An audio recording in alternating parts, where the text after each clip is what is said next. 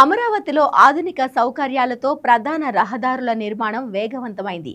High speed connectivity లక్ష్యంగా 50 నుంచి 60 మీటర్ల వెడల్పుతో ఆర్డినర్ రహదారులను నిర్మిస్తున్నారు. ఈ11, ఈ13, ఈ15 రహదారులను జాతీయ రహదారి 16తో అనుసంధానం చేస్తున్నాయి. స్పీడ్ యాక్సెస్ రోడ్ ఈ3 నిర్మాణం వరద నీటి నియంత్రణ వ్యవస్థ, తాగునీటి పైపులు, డ్రైనేజ్, విద్యుత్, ఇంటర్నెట్ కేబుల్స్ వంటి సౌకర్యాలు కల్పిస్తున్నారు.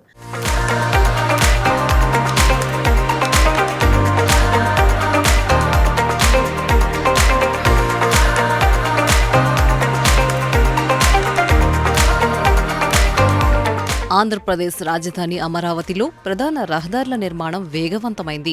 రాబోయే 100 ఏళ్ల అవసరాలకు తగ్గట్టుగా ట్రాఫిక్ సమస్యలు లేకుండా విశాలంగా ఆధునిక సౌకర్యాలతో ఈ రోడ్లను నిర్మిస్తున్నారు.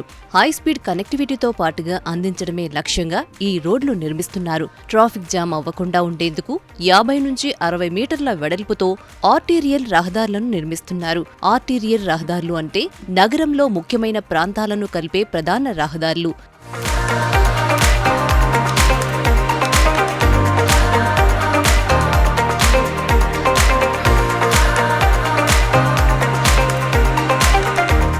భవిష్యత్తులో వచ్చే ట్రాఫిక్ సమస్యలను దృష్టిలో పెట్టుకుని ఈ పనులు చేపడుతున్నారు.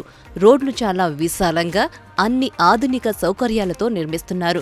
అమరావతిలో రవాణా వ్యవస్థను మెరుగుపరచడానికి అనేక రహదారుల నిర్మాణం జరుగుతోంది.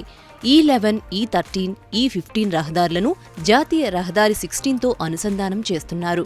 అమరావతికి సులభంగా చేరుకోవడానికి 9 వరుసలతో కూడిన సీడ్ యాక్సెస్ రోడ్ను నిర్మిస్తున్నారు. ఈ రహదారుల కింద వరద నీటిని అదుపు చేసే వ్యవస్థ, తాగునీటి పైపులు, డ్రైనేజ్, విద్యుత్ లైన్లు, ఇంటర్నెట్ కేబుల్స్ వంటి అన్ని సౌకర్యాలను ఏర్పాటు చేస్తున్నారు. ఈ పనులన్నీ చాలా వేగంగా జరుగుతున్నాయి. N7 రహదారిపై ఒక వంతెన నిర్మాణం కూడా జరుగుతోంది. అనంతవరం అనే ప్రాంతం దగ్గర ఈ5 రోడ్డు నిర్మాణం కూడా వేగంగా పురోగమిస్తోంది. ఈ3 రోడ్లను ప్రకాశం బ్యారేజ్ దగ్గర మంగళగిరి రోడ్డుతో కలపాలని ఏడీసీఎల్ లక్ష్యంగా పెట్టుకుంది. ఈ పనులను 2026 ఫిబ్రవరి చివరి నాటికి పూర్తి చేయాలని అనుకుంటున్నారు.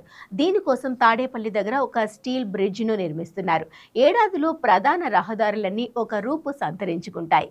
ప్రస్తుతం ట్రంక్ రోడ్డు నిర్మాణంలో మౌలిక సదుపాయాలు ఏర్పాటు పనులు వేగంగా జరుగుతున్నాయి.